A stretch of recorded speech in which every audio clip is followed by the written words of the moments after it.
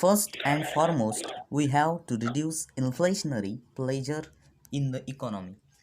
The strictest fiscal and monetary discipline has to be observed in the interest both of stability of prices and of improvement in the payments position.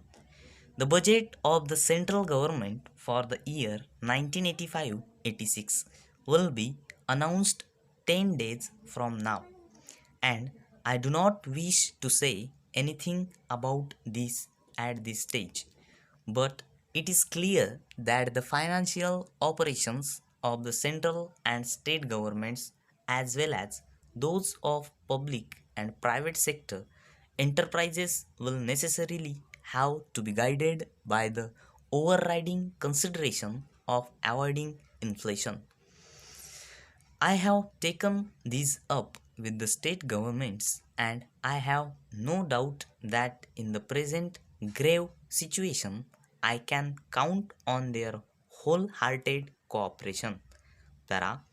On the monetary side, several measures have been taken during the past year to bring about an orderly increase in interest rates and to slow down the pace of monetary expansion. The Reserve Bank has just announced further measures to this end. The bank rate has been increased from 5% to 6%. Coupled with these, the terms governing the rates at which scheduled banks are eligible to borrow from the Reserve Bank have been made stiffer.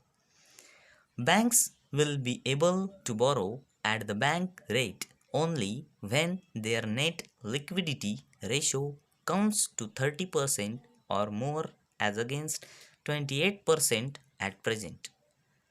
The borrowing rate of the individual scheduled bank will increase by 1/2% for every 1% decline in its liquidity ratio below 30%.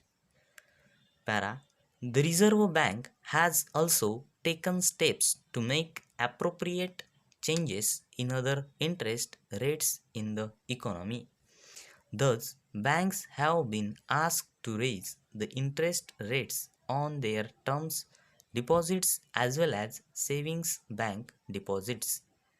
The ceiling limit to the lending rates of banks has been raised from 10% to 15%.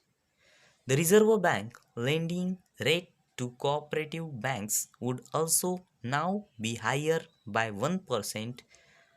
Appropriate changes in other interest rates, including those paid and charged by government and other financial institutions, are also being made. These measures should limit the expansion of bank credit and bring about an appreciable reduction in inflationary pressures in general by encouraging a greater flow of savings and a greater sense of economy in the use of scarce capital resources. The Reserve Bank will watch carefully the expansion of credit and money supply in the economy in the light of the genuine requirements of growing production. Over.